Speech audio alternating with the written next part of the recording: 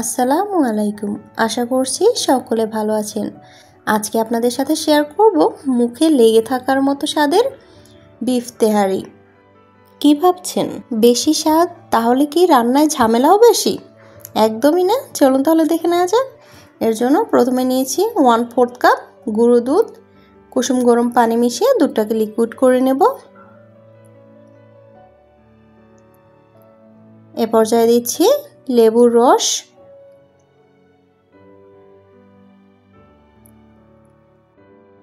লেবুর রসটা দিয়ে ভালো করে একটু মিশিয়ে নেব। মেশানো হয়ে গেলে এটা রেখে দেবো একটা সাইডে। এবার নিয়ে নিলাম একটা মিক্সিং বোল।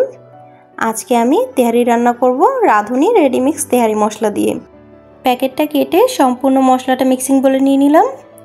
দিয়ে দিচ্ছি সামান্য পরিমাণে পানি। এবার পানির সাথে মশলাটা ভালো করে মিশিয়ে নেব। এ পর্যায়ে চুলায় একটা হাঁড়ি বসিয়ে দিয়ে দিচ্ছি সরিষার তেল। তেহারি রান্নার ক্ষেত্রে অবশ্যই চেষ্টা করবেন সরিষার তেল দিয়ে তেহারিটা রান্না করতে, তাহলে কিন্তু টেস্টটা খুবই ভালো আসে। দিয়ে দিচ্ছি 1 কাপ পরিমাণ পেঁয়াজ। এবার ভালো করে নেড়েচেড়ে পেঁয়াজটা ভেজে নেব। পেঁয়াজটা ব্রাউন কালার হয়ে আসলে দিয়ে দিচ্ছি আদা রসুন বাটা 1/2 চা চামচ, পরিমাণ মতো লবণ আর তেহারি মশলাটা দিয়ে দিচ্ছি। এবার ভালো করে একটু কষিয়ে নেব। বাটিতে কিছুটা মশলা ছিল, ওটার মধ্যে একটু পানি দিয়ে ওটাও দিয়ে দিলাম এখানে। কিছুক্ষণ কষানো হয়ে গেলে এখানে দিব লেবু মিশ্রিত যে দুধ, ওইটা দিয়ে দিব। দিয়ে ভালো করে মশলাটা আবার কষিয়ে নেব।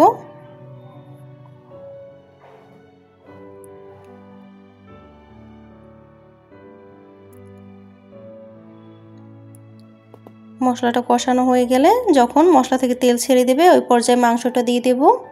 এখানে মাংসটা আমি একদম ছোট ছোট টুকরো করে নিয়েছি। মাংসর সাথে কিন্তু কিছুটা চর্বিও নিয়েছি।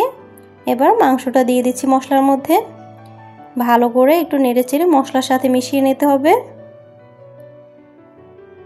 এখন ঢাকনা দিয়ে ঢেকে কিছুক্ষণ রান্না করব। মাংস থেকে কিন্তু বেশ খানিকটা পানি ছেড়েছিল, মাঝে মাঝে আমি ঢাকনা তুলে একটু নেড়েচেড়ে নিয়েছি। পানিটা কিন্তু অলমোস্ট শুকিয়ে গেছে আর মাংসটাও কিন্তু প্রায় কষানো হয়ে গেছে। এ পর্যায়ে দিব 1 কাপ পরিমাণ পানি, মাংসটা সিদ্ধ হতে যতটুকু লাগে আর কি। এ পর্যায়ে ঢাকনা দিয়ে ঢেকে মাংসটা সিদ্ধ হওয়া পর্যন্ত অপেক্ষা করব। এই যে পানিটা শুকিয়ে গেছে। এ পর্যায়ে চেক করে নেব মাংসটা সিদ্ধ হয়েছে কিনা। মাংসটা কিন্তু পারফেক্টলি সিদ্ধ হয়ে গেছে। এ পর্যায়ে ঝোল থেকে মাংসটা আলাদা করে তুলে নেব একটা বাটিতে।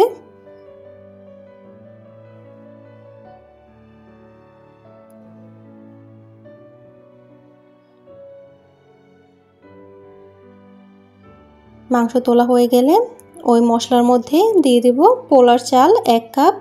চালটা ধুয়ে আমি পানি ঝরিয়ে নিয়েছি। এবার ভালো করে নেড়েচেড়ে চালটাকে একটু ভেজে নিতে হবে। এ পর্যায়ে দিয়ে দিচ্ছি পরিমাণ মতো লবণ। চালটা যত ভালোভাবে ভাজবেন রাইসটা কিন্তু ততটাই ঝরঝরে হবে। এজন্য বেশ কিছুক্ষণ সময় নিয়ে চালটাকে ভেজে নিতে হবে।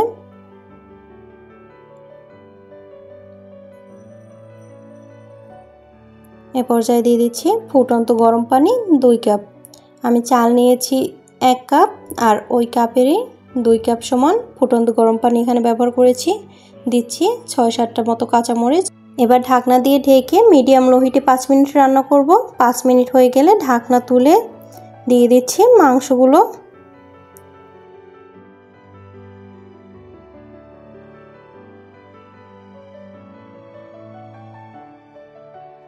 এখন আলতো হাতে নেড়েচেড়ে মাংস আর রাইসটা মিশিয়ে নিতে হবে। বেশি জোরে নাড়াচাড়া করা যাবে না, তাহলে কিন্তু রাইসটা ভেঙে যেতে পারে।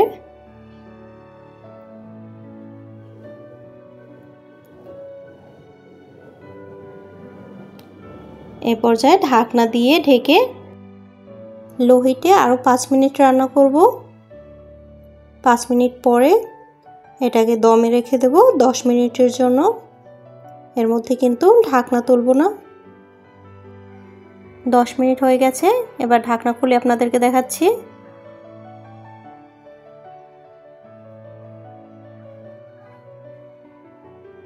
এই যে দেখুন রাইসটি কিন্তু কতটা ঝরঝরে হয়েছে। এভাবে তেহারি রান্না করলে কিন্তু খুব ভালো একটা স্বাদ আসে, আর রাইসটাও কিন্তু ঝরঝরে থাকে। হঠাৎ করে যদি কেউ বাসায় চলে আসে, এভাবেই কিন্তু খুব সহজেই বানিয়ে দিতে পারেন বিফ তেহারি। খেয়ে কিন্তু সবাই বেশ প্রশংসা করবে।